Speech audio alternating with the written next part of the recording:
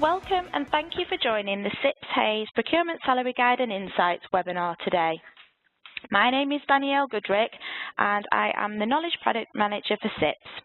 In my role in the CIPS Knowledge team, I work closely with the Knowledge Partners to provide valuable content and resources for CIPS members in key topic areas. I'm delighted to be able to introduce the CIPS Hayes Procurement Salary Guide and Insights webinar today, as I've had the pleasure of working with Hayes over the last 4 years in the area of career development, producing the salary survey each year, and was so pleased with the response and feedback we've received so far, and to be able to share the results and trends for the 2018 report with you today. The CIPS Hayes Procurement Salary Guide has become an invaluable report to the profession for benchmarking sectors, genders and industries, salaries and remuneration packages, along with looking at your organisation's talent attraction strategy as an employer, and whilst also supporting your own personal development as an employee in highlighting key skills to further develop your career. Presenting the results today, we have Scott Dance from Hayes. Scott's been working in the recruitment industry with Hayes for the past 16 years, with an exceptional network of contacts and relationships across the procurement, supply chain and both logistics industries. Scott's currently the head of procurement, supply chain and logistics specialisms and leads the strategy for the UK and Ireland business. You'll be given the opportunity to ask any questions at the end, so please add your questions to the Q&A box on the bottom right, and we'll be able to pick them up at the end of the presentation.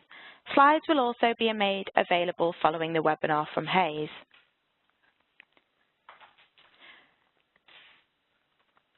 Before handing over to Scott, I'd just like to take you through some of the main findings of the salary guide this year. So I'll spend the next few minutes setting the scene and to focus on 3 key themes of the guide before handing over to Scott to talk you through the detail. So I'm going to talk about salary disparities, CIPS qualifications and hiring trends. I'll also provide an insight on what an industry-leading CPO looks like and a summary of how CIPS see technology and digitalisation shaping the profession in the future. If we take a look now at the next slide, which shows some salary guide feedback from this year, with on average 4,000 respondents globally and 4 regional reports and the interim section, the salary guide is growing year on year.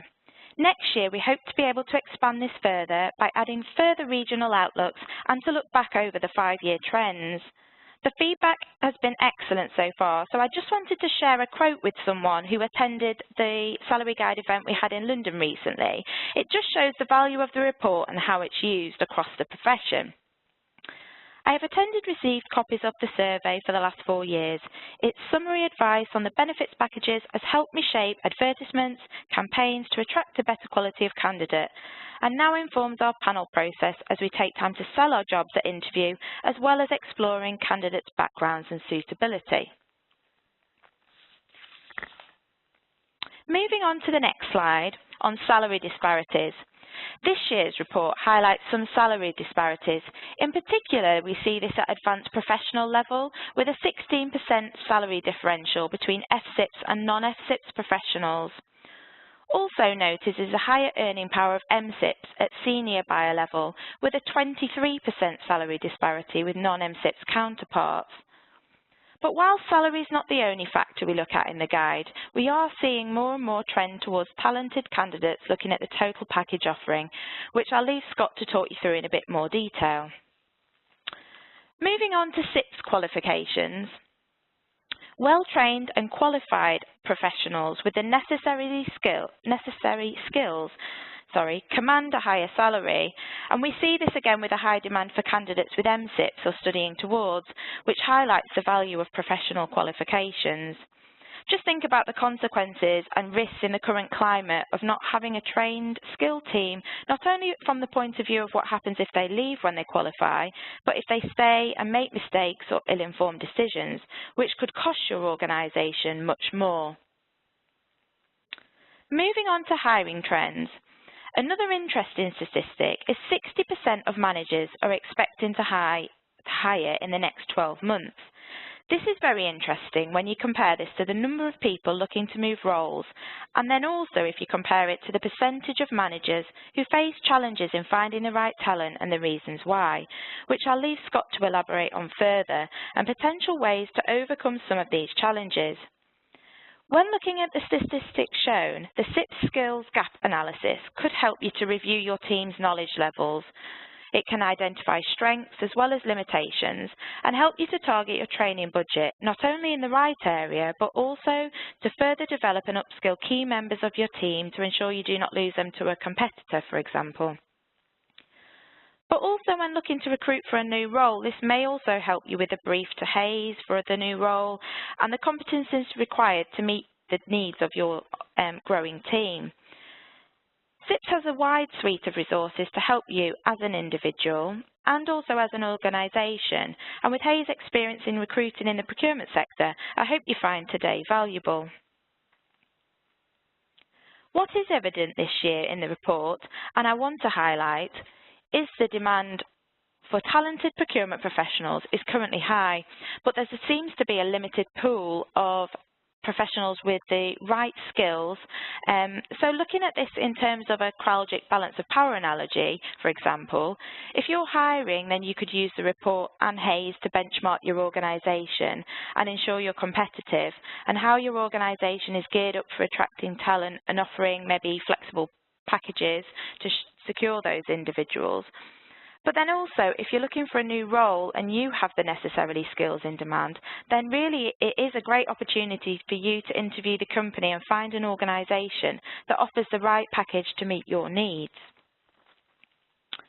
If we now look at the journey to procurement leadership, leveraging these statistics and trends I've talked about, and with all this change in mind and the demand for talent, it's never been a more important time than ever to keep your CP up to date for your career, your employee, and your standing as a professional. Which leads me on to the new CIPS CPD programme for professional chartered status on the slide on the screen. So this demonstrates your knowledge and skills are up to date. Chartered status signifies your commitment to CPD, which demonstrates your knowledge and skills are up to date, but this isn't a permanent award, and to retain it you need to renew your annual membership. There isn't an additional cost to your MSIPS or FSIPS annual subscription. You need to achieve a minimum 30 hours CPD, keep an up-to-date ethics certificate, and simply ensure you record your learning through your MyCIPS account. It's really easy to do, and if you have any further queries, you can go on to www.cips.org/careers. So the key message here from a CPD perspective is really invest in yourself and show your peers you're at the top of your game, and if an opportunity does rise for a promotion or a career move, then you are best prepared. So keeping that in mind, what does an industry-leading CPO look like? So on the screen now, we share a recent study that CIPS undertook to identify the psychometric profile of CPOs who potentially represent the future of the profession and who will be better able to adapt to the challenges and changes identified in our studies.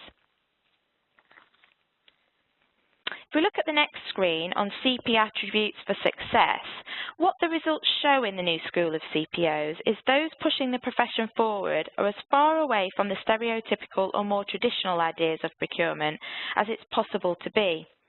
In the words of one participant, this study speaks to a particular engaging and partnering character profile that I have seen being pretty successful in procurement in more recent times.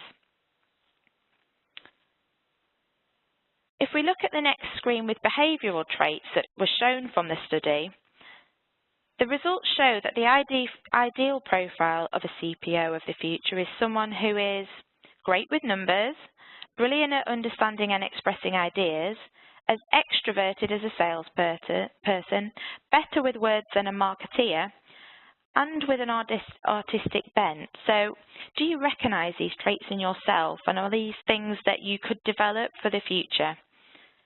What we are seeing is CEOs are increasingly interested in their CPO and what procurement can do for their business, but they don't want the old-fashioned stereotypical profile of procurement. They want the CPO profile that we saw in the study.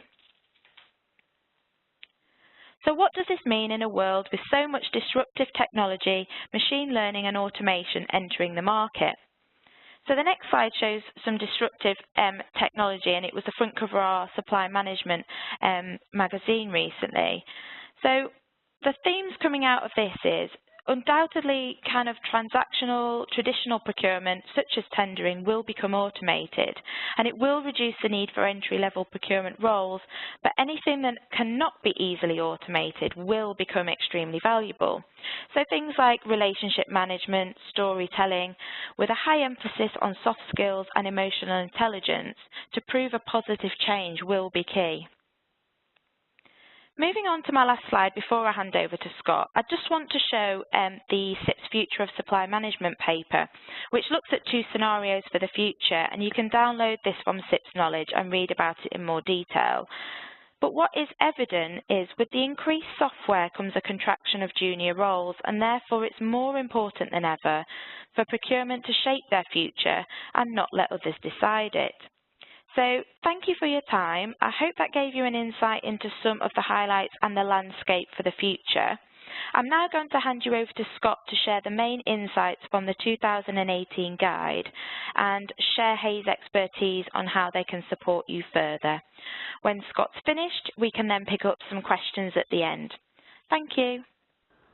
Thank you very much, Danielle. I hope everyone can hear me nice and clearly. Some really good insights there into what the CIPS are doing to kind of look at automation and help with some of those disruptive technologies, and some really good insights and white papers that you're creating at the moment.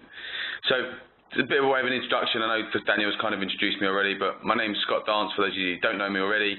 I've worked at Hayes for 16 years, and yes, my role is to look at our strategy from our business point of view and a recruitment point of view. We've worked with CIPS now for a number of years, sponsoring the Supply Management Awards, and I'm also on the panel now of the Fellows of the Future programme, which is obviously very interesting in terms of getting people through the industry and through the profession and up to kind of FCIPS level. So just a bit of an overview of the report. It's the 4th edition of the report. Next year we're obviously in year 5, and we may look to do some comparators between year 1 and 5, but that's to be decided. We started this process in September of last year, so a number of different meetings around how we can construct it. There's over 4,000 responses from CIPS professionals globally, so thank you for those of you that undertook the salary survey. And for those of you that didn't, please can you do it next year to make it a more compelling report. The report itself covers a broad spectrum of market information, including salaries, bonuses and benefits, interims, and also perceptions of procurement. Today I'll be giving you a snapshot of some of those key information from the report. To begin with, we found that skill shortages remain a prevalent challenge for employers. Again, this year, over half of employers said they have faced challenges finding the right talent in the last 12 months. This is actually a 5% increase from last year and shows a continued upward trend from previous years. This has resulted in higher competition for talent, a challenge which has seen the biggest increase from last year, rising from 16% all the way up to 21% of employers facing this issue. So what are the other challenges people face? Well, other challenges faced by procurement employers include a lack of sector skills and experience, budget restraints, and salary expectations from candidates. All of these challenges indicate the retention strategies will need to be more important in the year ahead, and organisations must ensure robust career plans are in place with their current employees, as it seems to be there will be a war for talent. Top skills in demand across all levels of seniority, professionals with communication and softer skills, as well as negotiation skills, are highly sought after. This is reflective of a growing demand for skills that involve emotional intelligence when hiring, as I'm going to speak about on my next slide. Which ties into, I guess, negotiations and the softer skills, as it's interesting to see this year that over 4/5 of employers see internal stakeholder management as a skill in a high demand for those working at advanced professional level. This is indicative of the ongoing work taking place to help CPOs to gain a seat in the decision-making table in a number of organisations, as these skills play such a crucial role in achieving this goal. Also, what I was going to talk about in terms of internal stakeholder management and negotiations, we automatically think negotiations mean with suppliers, but actually we're seeing more and more of that of negotiations, and the skill to be able to negotiate internally as well as externally of becoming of paramount importance, because without the backing and early engagement with your internal stakeholders, it's going to be very hard to convey that proposition to the suppliers and get the best deal that you possibly can from a value add point of view. Looking ahead to the year, 60% of employers are looking to hire new procurement staff in the next 12 months. In terms of recruitment plans by sector, 63% of private sector employers intend to hire in the next year, compared to that of 55% of the public sector and charity and non-for-profit employers. I guess people ask me a lot about Brexit. I guess over the last 2 or 3 years where we're still in a bit of turmoil and we don't necessarily truly know what's going to happen until next year, but as people looking to recruit still, we'll say there's no change for now. Employees are on the move too. 30% say they intend to move roles within the next year, and 72% of those want to move to a more senior role within the next 2 years. When it comes to considering a new job, the most important factors to professionals are salary, location, content of work, and career progression opportunities. One aspect which has seen a rise in importance from last year is flexible working policies, rising from 41% last year to 49% this year, saying it is an important consideration when looking to move roles, and also looking to stay at their current role. Therefore, this should be a key differentiator for employers when seeking new talent and obviously retaining current talent. Salaries continue to grow, and we've seen positive growth over the last year. We continue to see a trend of salary increases over and above the national average in the UK. This year there was an average of rise of 5.1%, which is just below last year's rise of 5.3%. This is way above the national average, however, with salary growth at 2.2% based on ONS statistics from September of last year. So hopefully good news to most of you on this call today. Overall, 68% of procurement professionals received a salary increase in the last year. Some of the highest salary increases we have seen were for graduate trainee buyers, contract officers, sourcing managers, supply chain managers, and supply chain directors. There are a number of factors contributed to these salary rises, such as the aftermath of Brexit referendum, which is pushing up the demand for supply chain directors on contract officers, for example, as their expertise becomes more critical in sourcing of new suppliers and operating on trade agreements. So let's have a look at average salaries by region. Professionals in London still have the highest salaries of those surveys, as you'd imagine. There is, however, a continued year-on-year decrease in salaries in the capital. Instead, we are seeing rises in other regions, representing the movement of large professional services firms out of London seen in recent years. Scotland and Yorkshire and Humber saw the largest increases in average salaries from last year. Professionals in Scotland may be benefiting from the significant investment in the banking industry in this region, while Yorkshire and Humber could be experiencing a positive knock-on effect from investment in the neighbouring northwest region. So looking closer at average salaries by sector, the private sector continues to have the highest salaries, as well as the highest percentage of 71% of professionals receiving a salary increase over the last year. This is then followed by the charity and non-profit sector, and then the public sector.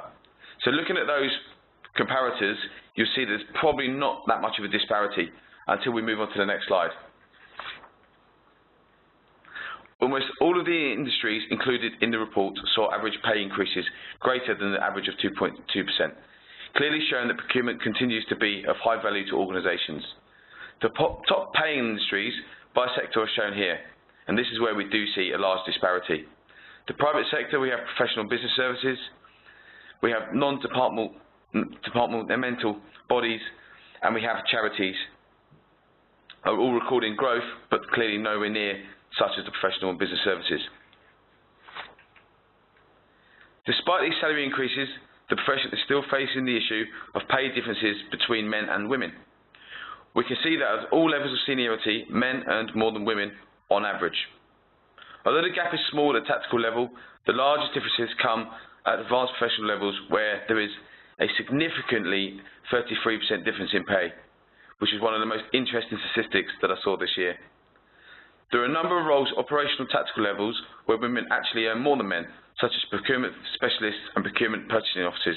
However, it is clear we must continue to close the gap in gender pay and look at all levels and all areas of our business when we start to recruit in the future. In terms of bonuses, in 2018, all three sectors saw an increase in the number of professionals receiving a bonus. I guess the most substantial increase was in the charity non-for-profit sector, rising all the way from 9% last year up to 20% this year. This rise is likely driven by the continued better understanding of the value of procurement in this sector. This is followed by the private sector up from 50 to 53% of professionals receiving a bonus, and the public sector rising from 13 to 15% last year. Outside of salary and bonuses, benefits are a key attraction and retention tool for employers. Generally speaking, the proportion of professionals receiving benefits increased in all sectors. The most notable increases were seen in the charity non-for-profit sector, where support for study and career development increased by 17% from last year, and payment of professional body membership rose by 9% from last year. Keeping on the theme of professional development, we've seen a notable increase in overall in those receiving support for study and career development, rising from 30% last year to 3% this year. This indicates increased focus on investing in the future of the procurement profession via training and qualification programs, such as those offered by CIPS. I'll now touch briefly on the interim market. Overall, the interim market remains buoyant, driven in part by the growing skill shortages we are seeing. Hiring interims, therefore, remains an effective way to fill knowledge gaps in permanent teams. Interims working on change and transformation projects saw some of the highest day rate increases from last year, moving from £591 per day to £614 per day. Day rates for greenfield procurement startup projects have also seen a rise, from £475 per day last year up to £535 per day this year. As a number of organisations see the strategic value of these projects to their business from a risk and control point of view, interims with experience undertaking these projects are in higher demand and so are commanding higher day rates. I guess we'll see what the impact of IR35 happens over the next couple of years, especially if it moves into the private sector. However, similar to the permanent market, we continue to see a difference in day rates between genders. The average day rate for male interims was £536 per day compared to £404 per day for females. This has widened since last year's report, worryingly. This month saw gender pay gap reporting legislation come into force, and the topic very much remains prominent in the public eye. Overcoming these widening pay gaps in procurement will prove to be essential in order for organisations to attract skilled candidates from the widest talent pool possible in an increasingly competitive talent market. Finally, I'd like to take you through how procurement is viewed within organisations. Encouragingly, we continue to see the majority of professionals agreeing that procurement is valued within their organisation, which hopefully again is good news for everyone on the call today. The largest positive shift in perceived value of procurement was in the public sector, rising from 70% to 75% this year. A further 69% overall said that the directors and heads of the other departments in their organisation understood what procurement specialists can offer, and another 69% said that the perception of procurement has improved in the last 12 months. Let's hope that these positive perceptions continue to increase in the year ahead, and at the launch I was tasked by Kat Hill, who's the marketing director for CIPS, has challenged us all to try and get to 80% next year. So just to finish on, before we go on to some questions, I'd like to take you through some key recommendations. For employers, I'd first likely to recommend taking a good look at the skills in your current team and identify the skills that are missing. You can look to the wider team and see if you are able to build the skill set of your team from within by developing certain individuals. If not, when you hire new talent, be clear with the person hiring as the exact skills you need, and make sure your job descriptions are in line with the current trends and your business. Second, widen the talent pools you look to find the professionals you need when hiring. Competition is high among amongst employers for the skills most in demand. So consider professionals from outside of the profession who may fit the criteria you're looking for, especially on the soft skills side of things. Finally, an obvious point, but one should be reiterated. It is so important to evaluate your salaries and benefits to ensure they are competitive. Not everyone can compete on salary, but other benefits play an important role in attracting and retaining talent, such as flexible working. Consider those you are able to provide and make sure these are clearly promoted to prospective candidates. So for professionals, I'd first recommend reviewing your current skill set and identifying where you can develop further. Our report outlines the skills most in demand by levels of seniority, so take a look at these and evaluate those you need to develop further in order to progress your progress to the next level. This takes me on to my next recommendation. Be proactive in building your career. After identifying the skill sets you can improve further, please bring these to your manager and put together a career development plan to enable you to achieve your goals. Regular review meetings helps to keep you on track with your career development. And lastly, it is important to consider your personal brand, as this can impact your relationships at work, your working environment and your career progression. Your personal brand is what sets you apart from other professionals, and it should reflect your values, skills and experience across a number of mediums. Your CV, personal appearance, personal network and your online social media presence all make up part of your brand. Take the time to consider how others currently see you and how you wish to be seen in a professional sense, then take steps to adapt as necessary. Don't forget to let your personality shine through overall. So thanks for listening. I hope you enjoyed the information I've provided this afternoon. We'll now pass you over to Danielle for any questions. Thank you very much, Scott. What a great insight into this year and the trends that we're seeing. I think things have developed over the last 4 years of us doing the report, and I think we can really start to see some changes. So thank you for that. That was brilliant. So we've had a few questions come in, so we'll endeavour to get through as many as possible today. The first one is, this is specific to categories of spend. I think it's from a category manager. So are there trends in specific categories which you are seeing higher than normal salaries? Hi Danielle. So I guess we are seeing that, and generally speaking, it has been probably for the last few years that we're seeing more demand and higher salaries across the IT sector. Okay.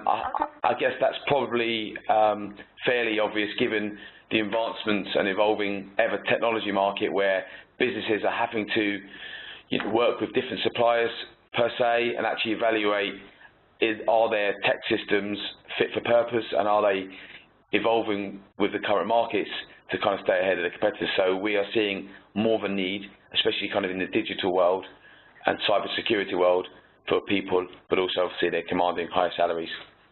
And is that all across the UK, or is it more regional specific?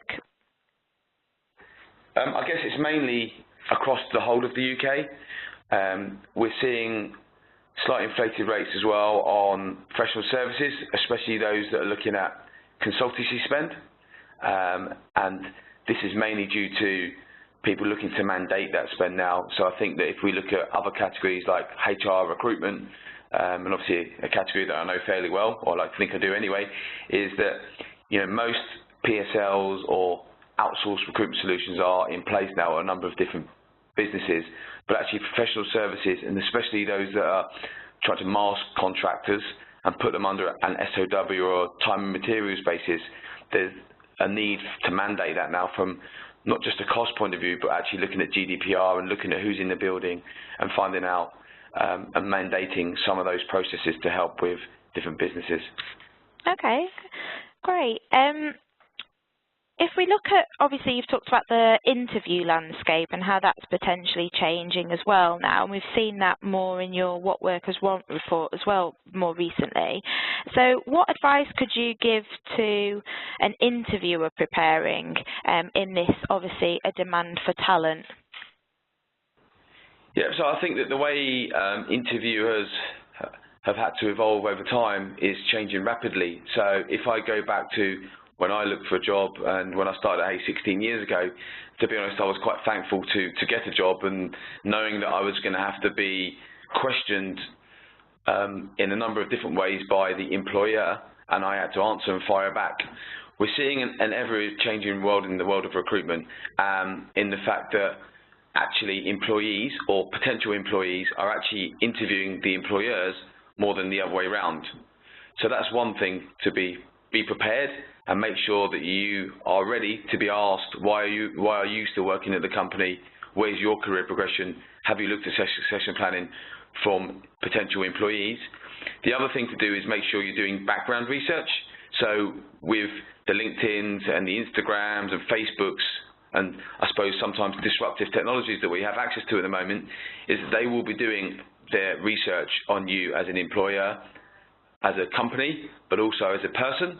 So they will be looking at your Instagram photos if they have access. They'll be looking at your Twitter accounts. They'll be looking on LinkedIn to see what groups you follow and also what blogs you've posted. So be prepared and make sure you do the adequate research on them too, to make it sure that it's a more of an even playing field. Are there any other questions?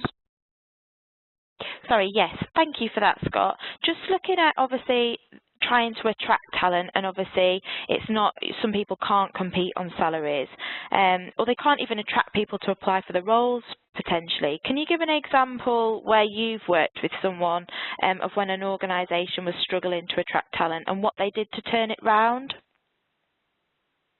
Yes, I think that I get to, as part of my role, speak to a number of different businesses across the UK, and not always the large global companies, but I guess the way, and our What Workers Want report that we've recently published shows the candidate journey. So businesses now need to start looking at the whole of a candidate journey as opposed to just on the interview or on the day. So looking at from a find and engage. So how are you finding people? Because gone are the days where people just apply for roles now, and even if they do, the chances are in this skill short market that they've probably applied to all of your competitors, and they're probably working with 5 or 6 different agencies, which means that for you to actually employ that person, if you like them, is going to be tough. So I would challenge you, the people that are doing your recruitment for you, whether it be people like us or your HR teams, that actually, how are you going to find people and how are you headhunting people? Because actually dipping into the passive market is a way of securing talent, because that means they feel a sense of want, but also they haven't probably looked and spoke to a number of different businesses about seeking a role. So that's one thing that I would advise a business. Then I would look at your candidate journey. So what is the time from when a CV comes across your desk, or when you speak to somebody about a person that you may want? What's the time frame between you going back to that person to feedback either an interview or something else? Because often people drop out if they haven't heard from a submission within a week. Then you look onto your interview processes. When was the last time that you looked at your interview processes? Are they being done the same way and conducted by the same people in the last 10, 15 years? Are you adding in process? Because people become less interested in a role if they was told at the beginning there was 2 interview processes, but now there's 3, or you haven't any feedback from an interview that was 2 weeks ago. So looking at that part of it as well. And then a lot of it actually is sometimes around the post-engagement. So once you have got that person that you want and they're due to start in normally 3 months these days, what are you doing beyond that? Often companies and hiring managers think that HR will contact that person on a regular basis to make sure they're okay. That won't happen, generally speaking. Yes, they'll send out a contract, and yes, they'll send out start details probably a week before they start. But what happens between that 3-month gap? Given the fact that I've just spoken about skill shortages across the market and how hard and how much it's going to probably cost you to replace that person, current employers will look to drip feed bits of information and elements of doubt into that person's mind of why they should be leaving that company. And often we see a reverse where they actually end up staying. Things you can do in between that is regular conversations, having a general chit-chat around different topics and what they can expect on their first day. Where you have any social events, could you get them in on an evening to meet the team already? Have you shown them where they're going to be sitting on their first day, so they really get a sense of well-being and enthusiasm from when they first start, because they've had constant contact and then when they start on their first day, hopefully they know a little bit more about you, a little bit about more of the team. They can visualise where they're going to sit, and they know what to expect on the first day, which then hopefully should result in success. I guess then it's on to keeping those people as well. I think one of the stats in the new report you released said 46% of people end up actually leaving because the role isn't what they thought, or maybe the brief wasn't explained to them properly. So that's in itself something to consider when obviously working on the brief for the role before you even get to that candidate journey. So thanks, Scott. We've had a question from someone who's obviously lost a candidate at the last stage of the process because they came in and asked for more money. What advice can you give, as often people are capped by salary bandings, but for someone who you've got the person you want and then they end up asking for more money than it's been advertised for?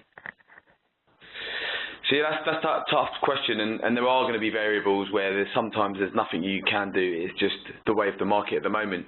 Yeah, I think that from the outset is aligning and making sure that the motivators for moving on, or the motivators for that person leaving, are the right motivators. So as an example, the amount of people that I've recruited for in the past that want to move for more money, we often deter from working with them per se, because actually that's not necessarily a good reason for motivating. So I think that to try and from the outset, outline the salary bandings to start with, before you've even got them through to interview.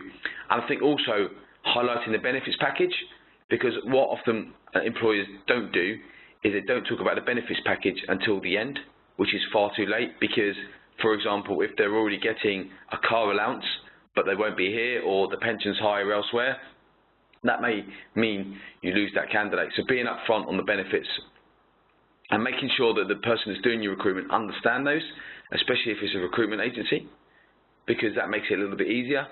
I think that managing variables all the way through as well, so looking at counter offers, because again, skill shortages and retention is quite hard, and there are a number of different people looking at different roles at the moment, is actually kind of working with people and just then kind of looking all the way through the process around what other motivators motivate them apart from just salary.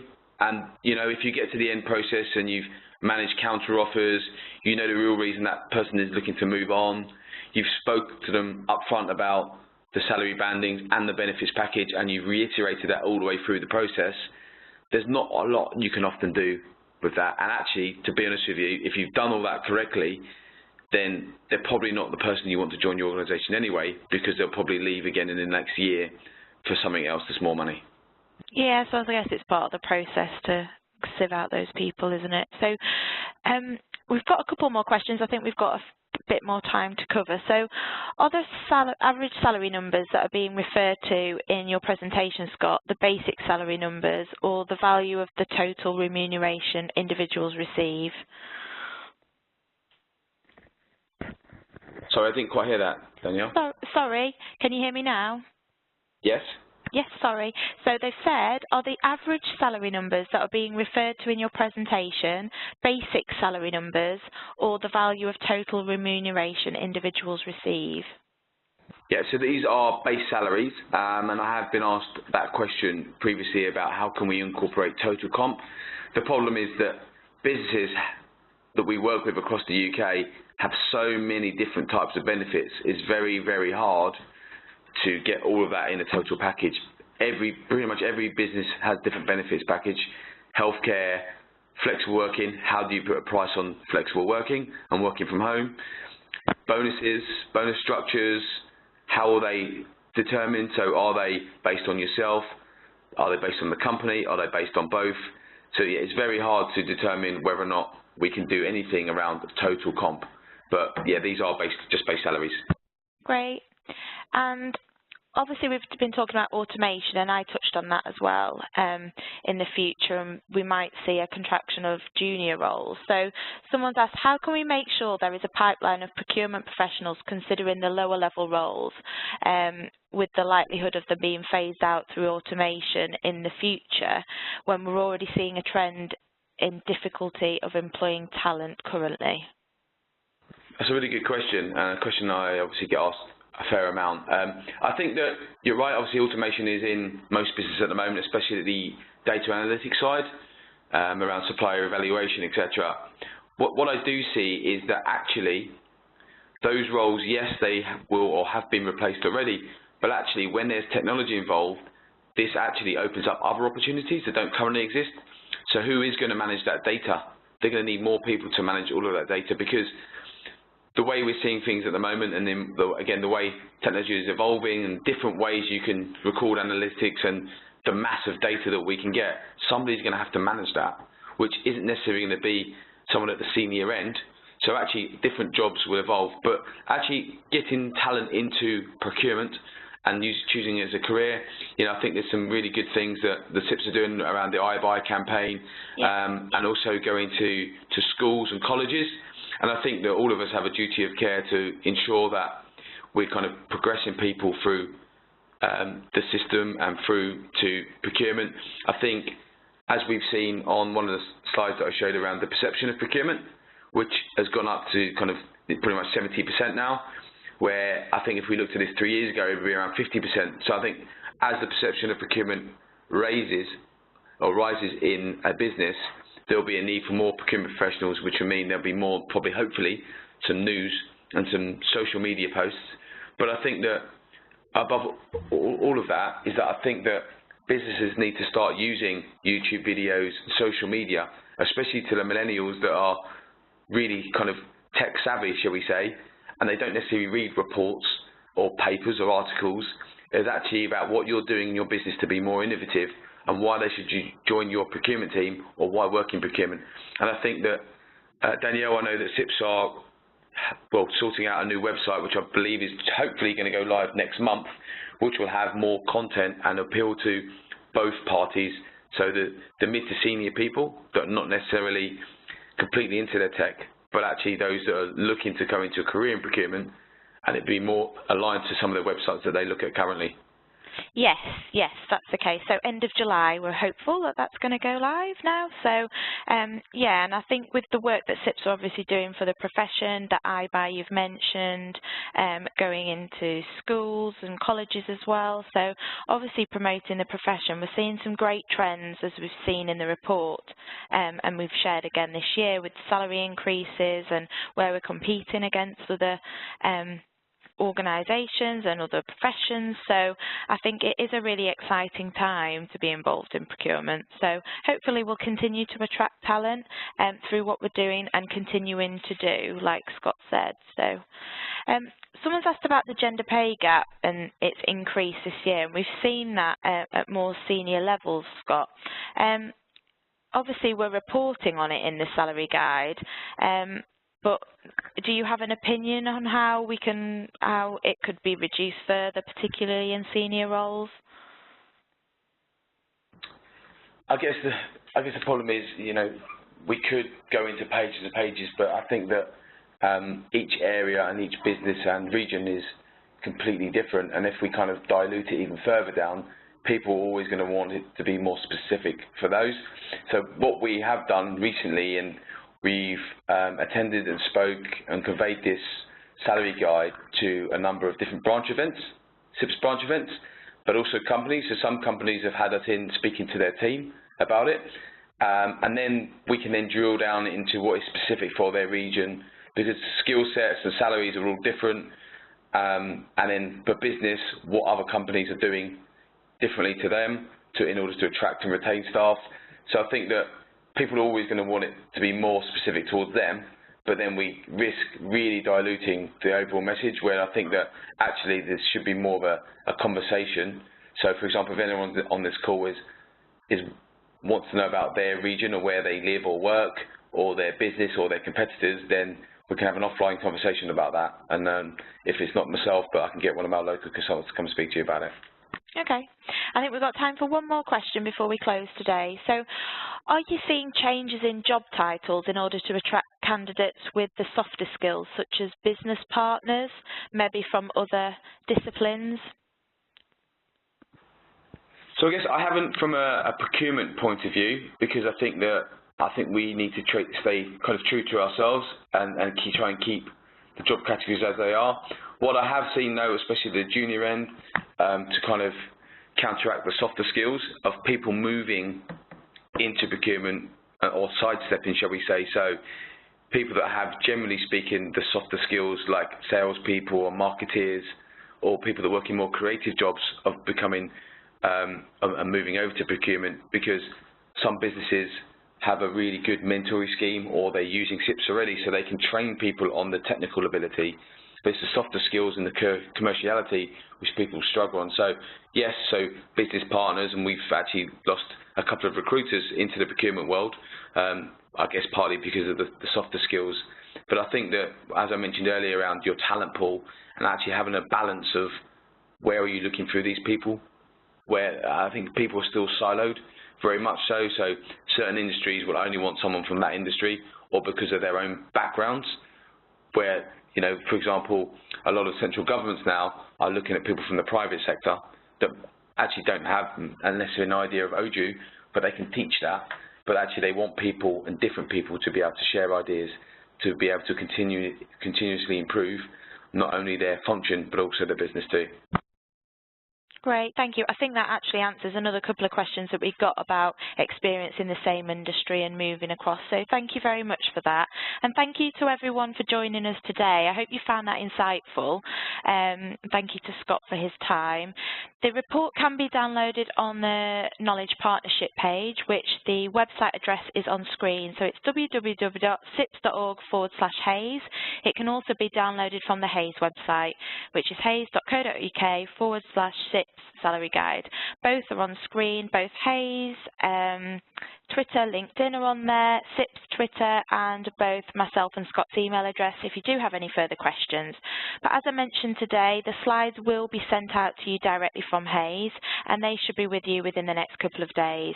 And the webinar will be made available to download also on the CIPS Knowledge Partnership page once we've got the recording sorted. So thank you for joining us today, and we hope that you fill in the new survey, which we're hoping to launch in September, and the report will go live next year. So if you can circulate it and share it as much as possible on social media, through your teams and through your networks, that would be gratefully received, because the more responses we get, the more information we can provide in the report and make it as meaningful as possible.